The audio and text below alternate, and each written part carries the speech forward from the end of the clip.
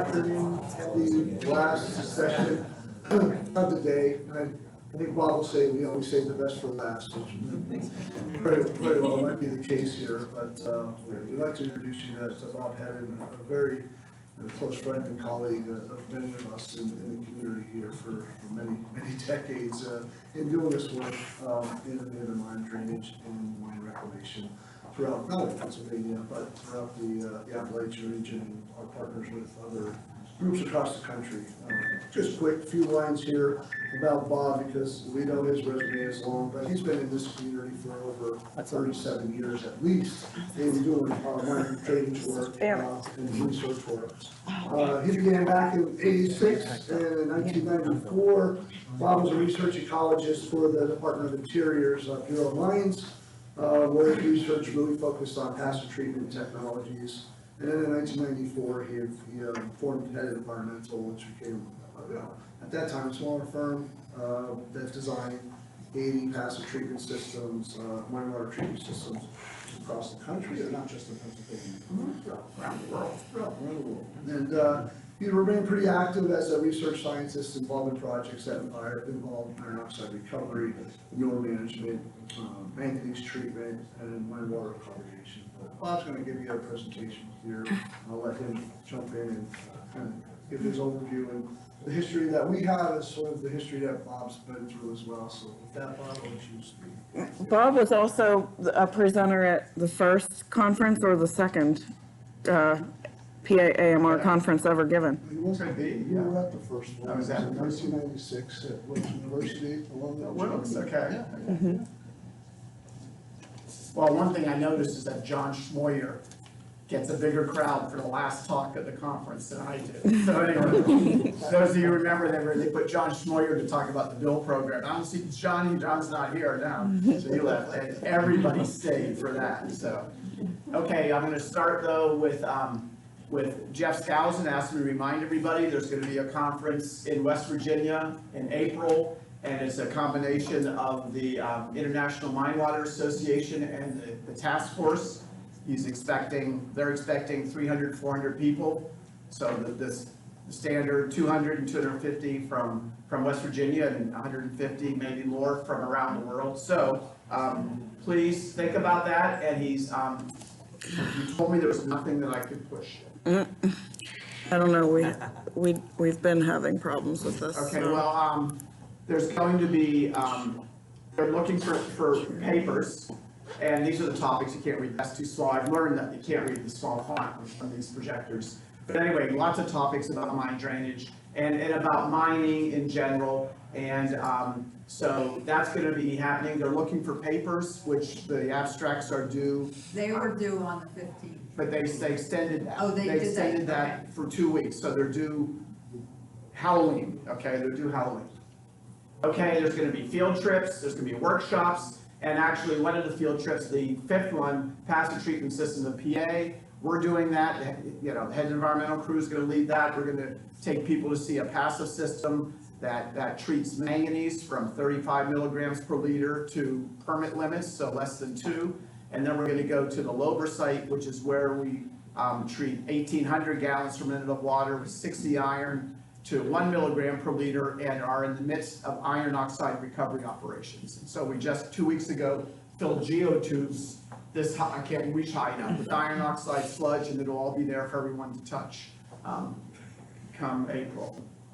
Okay, and there's MWAF 2024.info, I guess. That'll get you into it. Just Google West Virginia Task Force. Okay, so my talk is about something that I started on in the spring of 2022 and worked on till September of 2022, and that was the idea of trying to put together a plan to fund a research support center for the BIL program. And I'm going to explain to you why I think we need such a thing. And I got to go back in time, the way things used to be. I've been doing this for a long time. I started at the U.S. Bureau of Mines, which was an agency, a bureau within the Department of Interior that was formed in 1910 after a series of coal mine explosions And the federal government, it was actually the first, I understand, it was the first research organization funded by the federal government, and they ended up learning about methane and coal dust, so they solved that problem. It expanded its responsibilities to include minerals exploration, health and safety, and in the 1980s, it expanded into environmental technologies.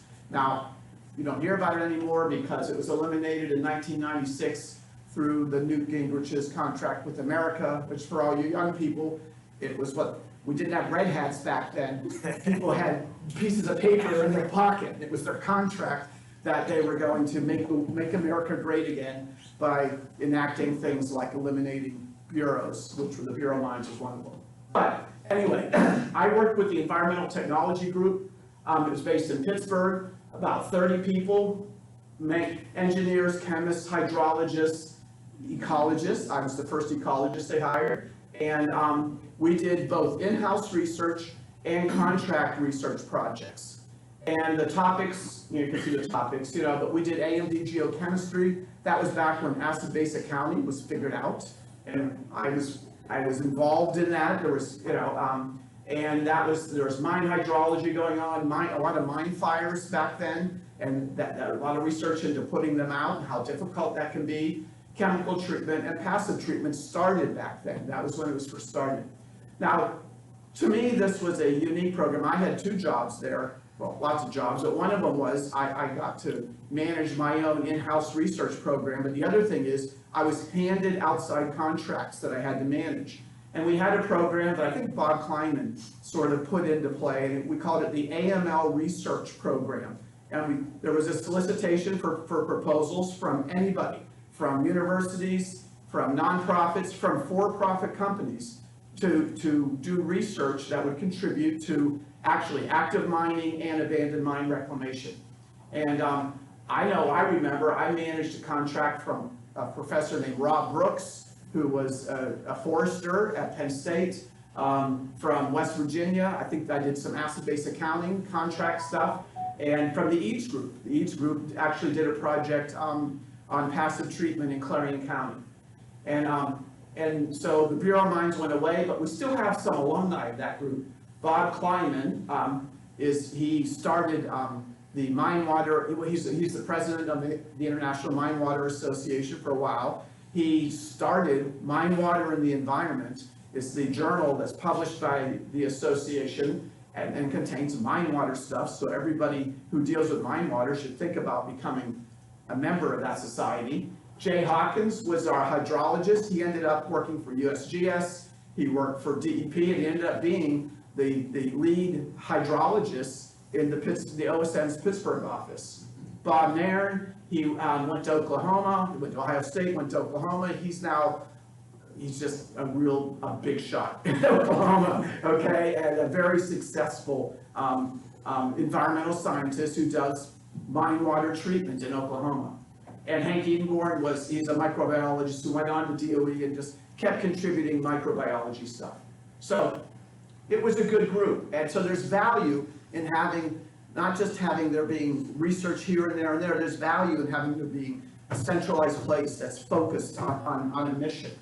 And but there hasn't had that. Since the Bureau of Mines was dissolved, there is the OSM Applied Science Program. That's about the best we're doing right now, but I'd say it's not large enough and it's not frequent enough. There's DOE, which a lot of the Bureau of Mines people ended up going over to DOE because it was literally across the street. But as soon as those people's careers, petered out, they stopped doing mine drainage stuff. The only thing at DOE I think that's going on now is, of course, rare earth elements in mine drainage. And USGS, of course, we got Chuck Cavada, got a few other people who have done geological work with AMD, but it usually is on Superfund sites or special places. EPA, they have a Superfund program, a lot of AMD and mine reclamation Superfund sites in the western United States, but also Vermont and in Massachusetts and all over. And so in those programs, there'll be a little bit of research sometimes. NSF, Bill Burgos, he's not here, but he was good at tying AMD into geochemical topics that NSF would support. Rosemary Capital at the University of Pittsburgh has done the same thing. But you gotta figure out how can I do AMD research, through different programs that aren't focused on that. And then the other thing is the small business innovation research projects, but I'm gonna talk more about those. Those are all the federal agencies that have big research programs are required to do a small business innovation research group, which that they have to spend money on projects, innovative projects, and I've actually been fortunate to get 2 of those on resource recovery and recently carbonation, and so there's some opportunity there. But again, it's just, I look at the solicitations and I say, maybe I can fit in there, and it's one of those deals. It's not like anybody saying, we want to hear your ideas to do better reclamation. So, I thought that might be changing. In May of 2022, I'm reading my science magazine, and there's a blurb about NSF's new program. They're calling it the Regional Innovation Engines Program. And it's going to be, a groundbreaking new program by NSF where they're going to try to catalyze technology and science-based regional innovation ecosystems. A lot of words here. It took me a while to even figure out what they were talking about. But so the idea is that places like, I'll just go right around Pittsburgh, Oakland, you've got Pitt, you've got CMU, you've got UPMC, you have this whole area that has developed a whole culture, innovation, entrepreneurship, and that just feeds on itself, and it feeds, and with the robotics, with the healthcare, with the computer science, everything is just growing. You have an ecosystem of innovation. And that there's a lot of NSF support has gone to a few really strong regions. Pittsburgh, Massachusetts, the Boston area, Massachusetts, Silicon Valley, Virginia, places in Virginia, Philadelphia. And what they're trying to do is they're trying to stimulate new areas, new regions in the United States which would have this kind of innovation. They wanted you to focus on specific social or economic challenges. I think we got that, AML stuff I think satisfies that. And they, and just what I said, they wanted it to be in areas that have missed out on the tech boom of the last several decades. So what they asked for was 2 types of proposals. One was they called type 1, these were going to be developmental proposals. For projects that would last for 2 years, up to $1 million, and would figure out how are we going to do this, okay? And the second type of proposal is a type 2. This is for actual engines, for the actual engine places. And these would be funded for up to 10 years, for up to $160 million. So they're going to develop research, R&D, and community and economic development centers in some location and commit to funding it for 10 years, to making it work. So we weren't up to type 2, but what I did is I started spreading the word among, all my senior friends in the industry, and we thought maybe there could be something to do with the type 1. It was a fast schedule, which I kind of like that because I knew we could get it done kind of quickly if it worked. But so that RFP came out in May. June, he had to have a concept to NSF.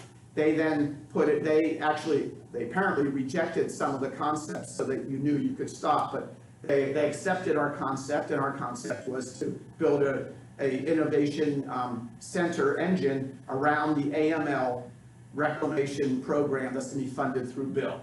Okay. In August, we had to tell them we were really going to submit a proposal.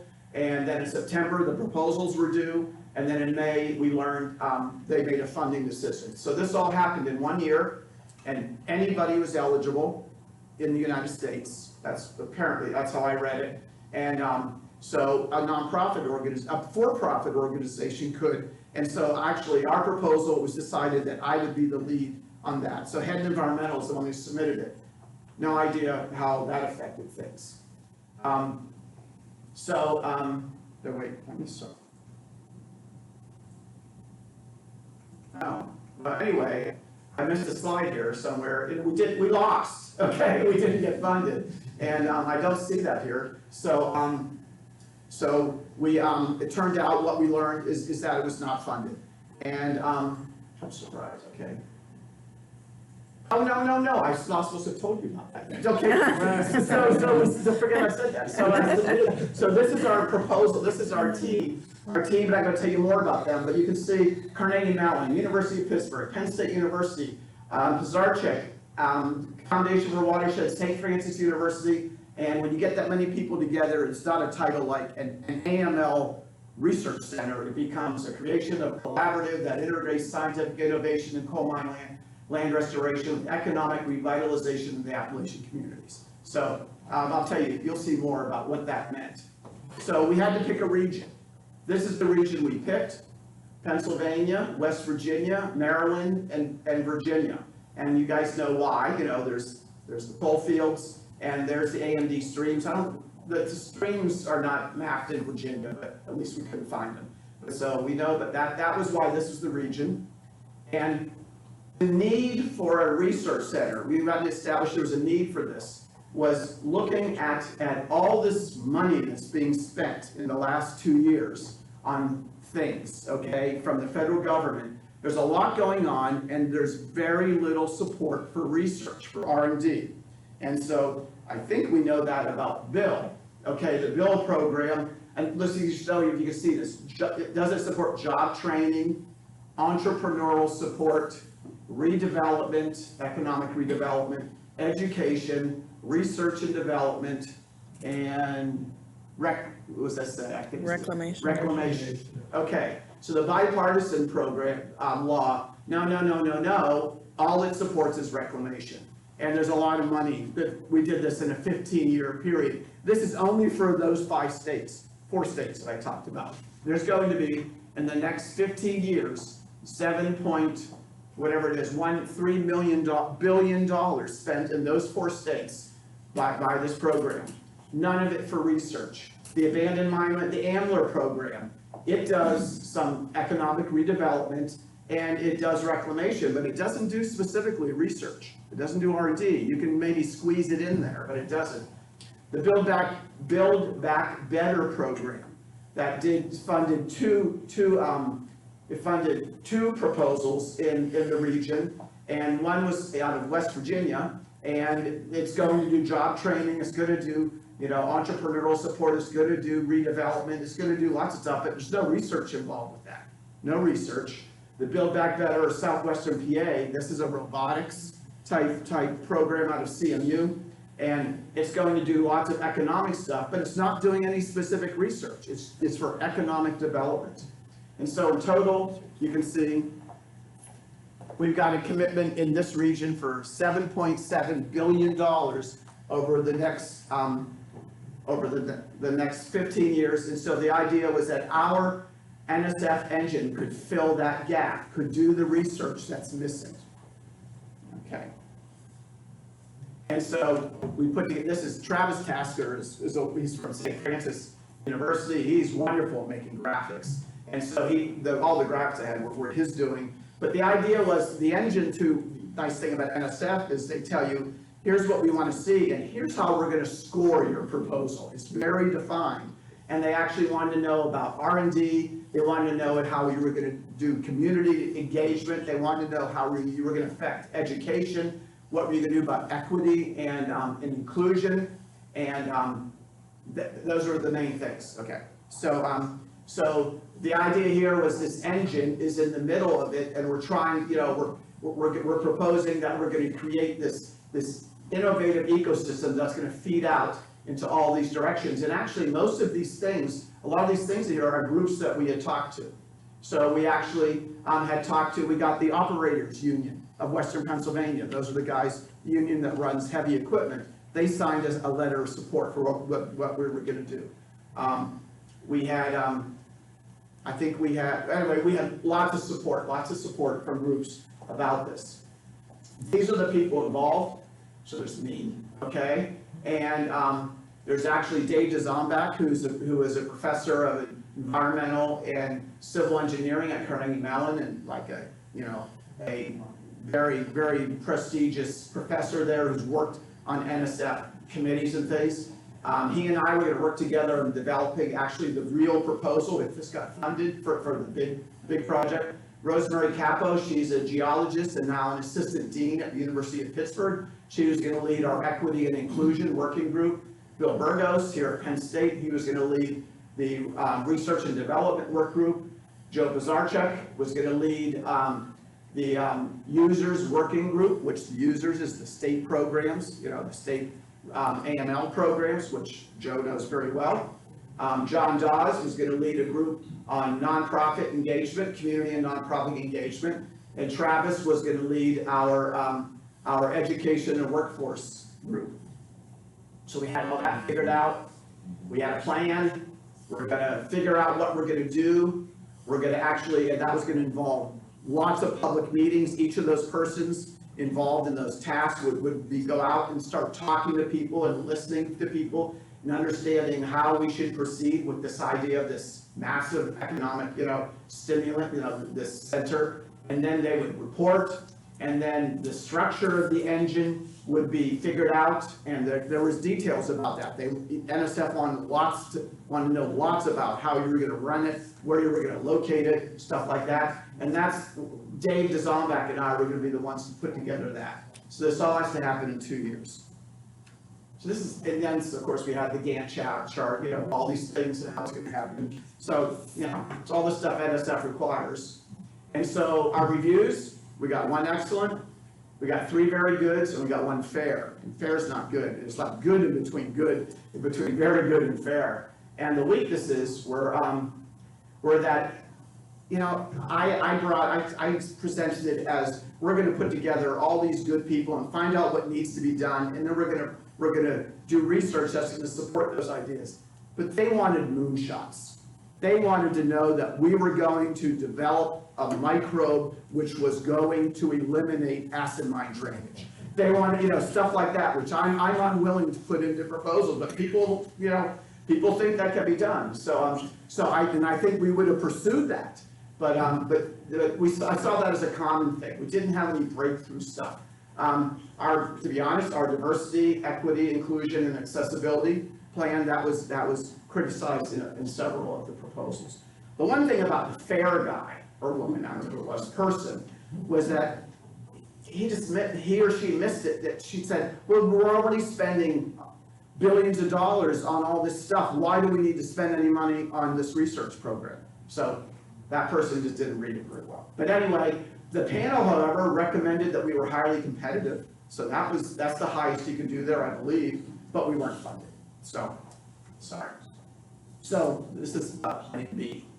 And to be honest, David Zombach, who has lots of experience at NSF, he always said, Bob, this is a long shot. It's not sexy enough. There's people who are going to do hydrogen economy stuff and are going to create robotic people and everything, And so, it's a long shot. But this is a good idea, and we should be thinking all along that we may have to go alternative ways. So this is Plan B that I'm going to present here today, that I am presenting. And so we need to find another way to fund this, and we need to, I think I need to upgrade the R&D and maybe get to more sexy ideas there about what we could achieve. And I think we could focus this on Pennsylvania. NSF wanted us to go to, impoverished, areas and try to build an ecosystem there. Well, let's do Pennsylvania. And we've got enough, we don't need to go to Oakland. We don't need to go to the University of Pennsylvania or Penn State or Pitt. We can still do this at a less developed area in Pennsylvania, and I think we could do it. So here's the idea. The mission is we're going to support research projects and advance reclamation technology, add value to legacy mining areas, and create a skilled, diverse workforce. That's the mission. Okay, and how it would work, and this is my mind now, this is where I'm gonna invite any interaction and contributions. My idea is that that the center would have a strong connection with the AML programs, because that's who's spending the BIL money, and they need help in spending it in the most efficient way possible and the most valuable, productive way possible. So there'd be a close association with them. I don't see this as funding, you know, in the environmental engineering program at one place. I really liked at the Bureau of Mines that we had this outside peer review contract program where we let people from Penn State and West Virginia and the Eads Group and Ohio State all come up with their best ideas and fund them. So I think it would manage a grant program that distributes fund to a peer-reviewed projects. I think we need to transfer the results to the public through meetings like this and through other ways. We gotta make sure the words get out of what we find, and we need to provide educational assistance. We do not have enough civil engineers, environmental engineers, wetland delineators, permit writers, bulldoze operators. We don't have enough of all those people to spend all this money. Or I guess we can, but it's gonna be an inflationary mess, I guess. But we need to be getting into the colleges and helping the colleges train people and excite young people about working in this industry, because it's gonna work for the next 18 years, really, when you're in the last rank, it goes for 3 years. So, what's a model for this? So, because I've been involved in this SBIR, two projects, which is the Small Business Innovation Program. This is run by federal agencies. If a federal agency has more than a $100 million research program, they're required to put, I think it's 5% of that budget to a small business innovation program, where they distribute that money to small businesses that do research, that support that department's missions, the priorities. And so the people I work with, they are purely project managers. So, and I think that's useful, okay? And what they do is the department has come up, like EPA has come up with a list of topics. They all have topics, and EPA says, well, we need to do PFAS. We need to do asbestos. We need to do mine reclamation. We need to, and there's like 8 topics, and if you're gonna apply to it, you have to apply into one of those topics. And your first time in, if you make it, is a phase 1. It's a 6-month feasibility project. So if you have a crazy idea, I'm gonna clean up all the PFAS pollution by, I don't know, spreading spilled milk on the world or something. But if you have a crazy idea and it passes peer review, they'll give you up to the EPA will give you up to $100,000 for a 6-month feasibility study. Then from that, you write a report on that, and you try to pitch them on doing a follow-up 2-year study, and that can be for EPA up to $300,000. I think for the Department of Defense, who does a lot of these projects, I think it's up to $500,000, and actually EPA is up to $400,000. I think EPA is up to like $750,000. But so there's, you can get things done clearly with those kinds of budgets. But the agencies manage the projects passively. They let the researchers do their work. They're entrusted and empowered to do their work. I have a project manager, and she's wonderful, and she communicates with me about the progress in the project, but there's no micromanaging of us. She wants to make sure that, we're keeping on schedule, and that, we're submitting the reimbursement forms, right? And they do provide support for commercialization if you are successful in developing a new technology. So that's just an idea. That's just a process that's developed in the federal government that works at multiple agencies. That is I think, a good idea. Okay, now, what about those R&D topics, okay? And this is where I could use help. I want anybody who has ideas I'll give you an email address at the end here. But microbial controls of acid production, since I mentioned that in the proposal, and 3 of the reviewers, that's what they said was, like, when they summarized the proposal, they're going to use cutting-edge microbial methods to try to fix these problems. We just need improved passive and active treatment technologies. We keep hearing about new stuff, but we need to keep going. We need improved O&M practices. We need hybrid active and passive technologies. One thing, when I go to Britain, I've been to Britain a few times, and they have a lot of mine drainage issues, but for years they were pumping all the water out of the mines. And I don't even think they were treating it. I think it was all going into rivers, and anyway, they got rid of it. But then when they turned off the pumps, the mines filled with water, and where they artesian, it was bad water. and usually usually alkaline iron-rich water. They have, their approach in Britain with the British Coal Authority is, if they have a problem, number one, passively treat it. If that won't work because of where it is, number two, pump it and passively treat it. And number three is deal with it with conventional treatment, chemical treatment, pumps, whatever it takes. We don't have that second method here in the United States. As soon as there's a pump put in a discharge, for some reason, we were like gonna build a hydrogen peroxide plant, okay? And actually, that idea of hybrid, of combination, active and passive, we should be developing that technology here, especially in Pennsylvania. I heard a talk, we've heard talks always at these, usually these conferences about mine drainage interacting with nutrient waste. Well, we need to work on that. That needs to be developed further. Autonomous equipment operation. I hear about mine reclamation on active sites in the Southwest done with bulldozers that don't have operators, okay? And, I'm not trying to get rid of all the equipment operators, but we need to up our game here, I think, if we're gonna produce companies that can compete for land grading projects around the world, all around the United States. We should be developing that kind of expertise here. We should be improving our integration of digital plans with construction.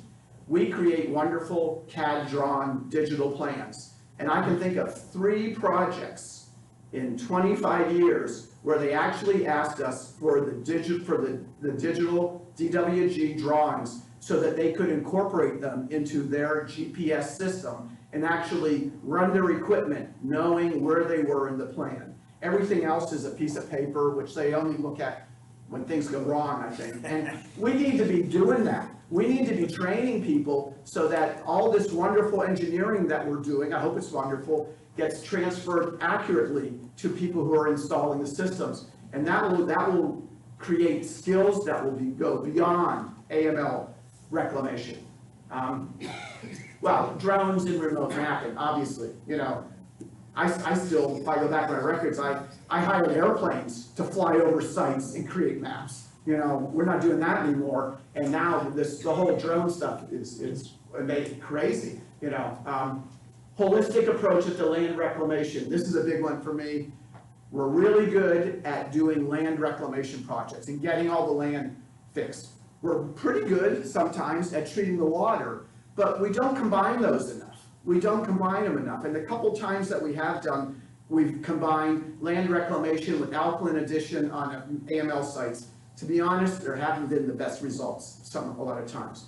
But there could be, there obviously could be, and we should be doing research to figure out how to make our land reclamation projects take care of the water pollution problems at the same time. And the last one, because I ran out of space, incorporation of energy producing systems into reclamation. Holy cow, we had 3 talks here about citing solar sites. If you've been reading the papers recently, there's this whole town in Britain that's getting all their heat and cooling from the mine pool underneath the town, and I'm sure that's going to, and I understand there's bill proposals coming to do that here in the United States, in southwestern Pennsylvania, where there's big mine pools, and I think in eastern Pennsylvania. So there's lots of ways to pull energy from these projects. So you can see, I could have sexed that up in the proposal, and that's what we may need to do is make those sound really, moonshots there. Okay, so then the question is, how do you fund such a thing? Okay, and I have 2 ideas. One is that we do the way we have usually thought about innovative ideas here. We go, well, let's go to the foundations, and maybe they would support, funding a version of that original grant that we put together for NSF, and out of that would come a proposal for the AMD AML center. Okay, that's one way, and that might be actually the easiest way. The other way, because the STREAM Act taught us that things can be changed, okay, is that perhaps we could convince Congress to amend the bill, the law, to allow the state programs to fund R&D, workforce development, technology transfer, and economic revitalization projects.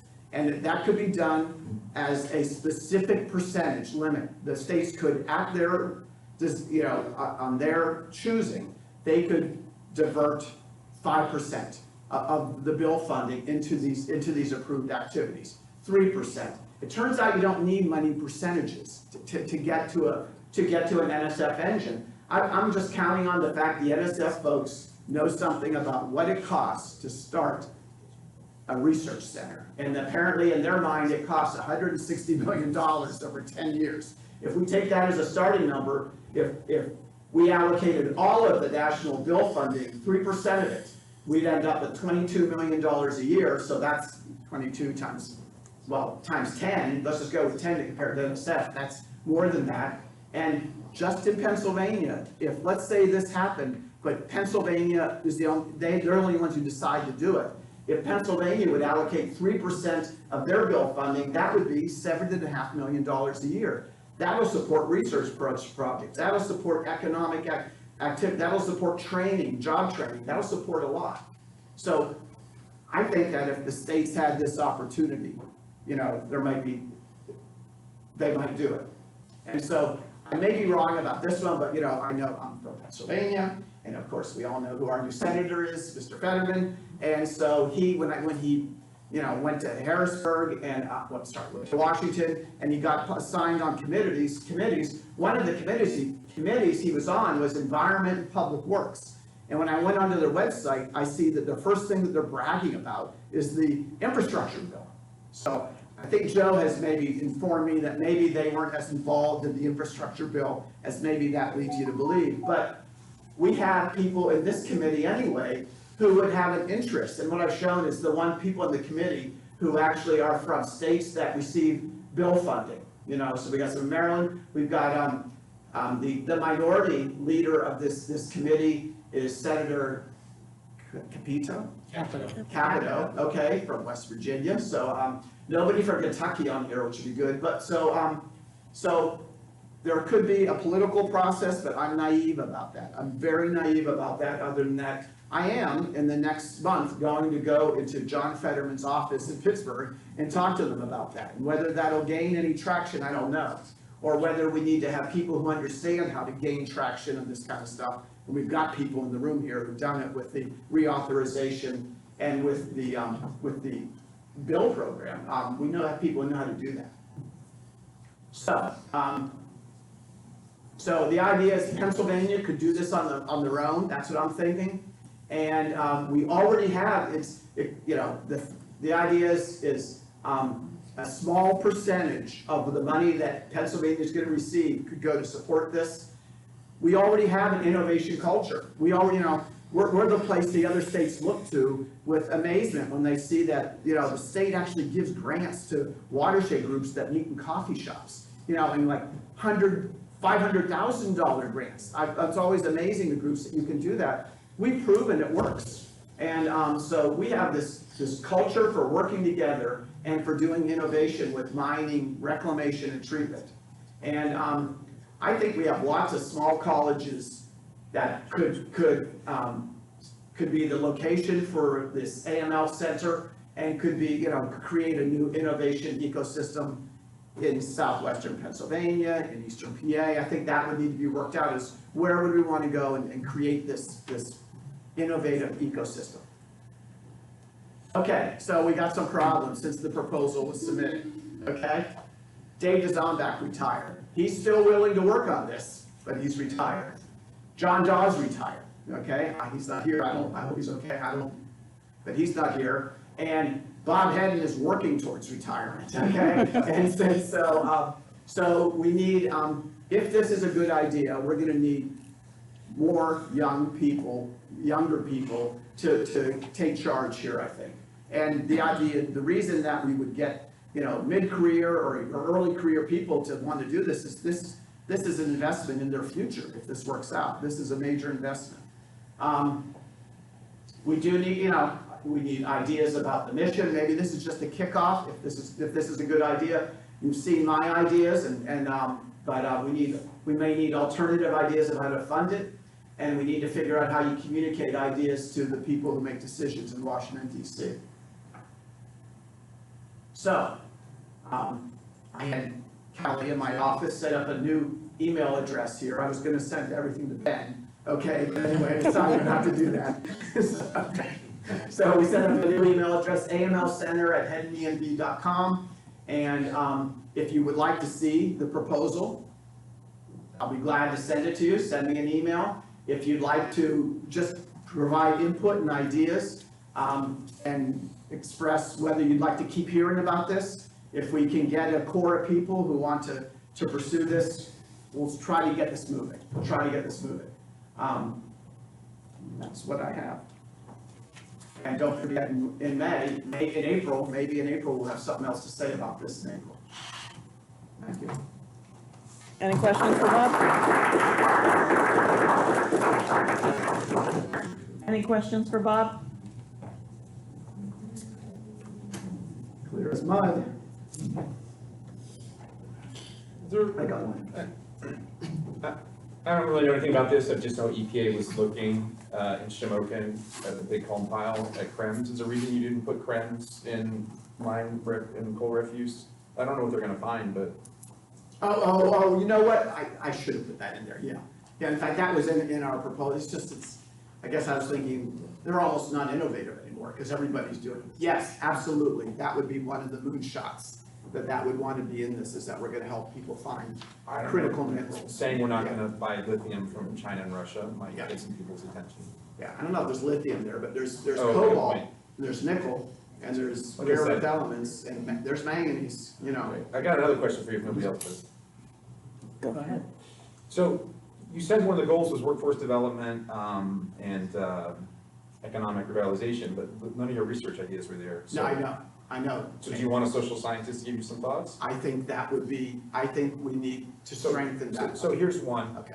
like, and this is a friendly critique of a lot of economics, which I'm not an economist, but it's like, okay, there's technologies and boom, markets will happen. That's not really how markets are created. So, looking at why some towns or some areas actually do create more entrepreneurs or more locally grown businesses, what is the ecology of that? Does it involve alternative finance structures? Does it involve mentoring pipelines, from those people who are working into those things? So, those are unanswered questions, because there is kind of a bias of like, well, Silicon Valley, like, oh, it was technology. It was a lot more than that, a lot more pieces go into it. So those might be some social science questions that would then answer the question of like, not just how do we create these moonshot things, but how do we see that prosperity recycle in those communities? I agree, and in fact, that was where this idea, what we were, what got us thinking about it was all this part here, but you're right, we're not strong on this other stuff, and that may be what is the impetus, if this goes forward, is strengthening, those parts. Yes, I don't know what- sometimes it's not sexy, because there's not a new software that helps people build more connections between these things. So a lot of this is my bias, or my experience, a lot of it's implementation work, and that's, it's not as sexy, but that's, you know what I'm saying? Like, there's not a new technology to discover to help with small No. business formation. It's usually just a question of getting the right people in place with the right resources to do it. Yeah, one of the ideas that Rosemary Capo in particular had was, getting, this is that to education, but actually working with community colleges and local colleges and areas that have not, maybe they didn't even experience the coal boom, but they're just lost or not as advanced, they haven't experienced things, and getting there and teaching those folks about this opportunity. So, we're out of my realm here, but that's what we would need if this advances, and if it could advance into a $10 million a year research center, then it's gonna need social scientists to advance that mission. I'll sign up. Okay, well, you saw the, yeah, go back. I wrote it down. Okay, well, I lost it anyway. So.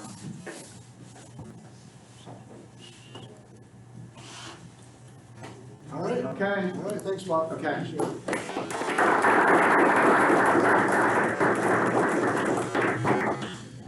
All right, and we're done. Nothing else other than doing the conference evaluations. If you want to finish them before you're heading out, you can leave them out at the registration table, and we'll take those and recycle some name badges. And I think we do have a definitive date for the conference for next year, back in State College at the Ramada Inn. Conference Center on October 22nd, 23rd, 24th, 22 through 24, to be announced on what that agenda will be, and tour routes. If we're continuing to do tours next year, we'll kind of keep that going and let you know on our website. So keep following the treatmindwater.com website, and in a few weeks, we'll try and gather up all the presentations and videos as we get from Nassau and get them up on the website. But I do know that my coworker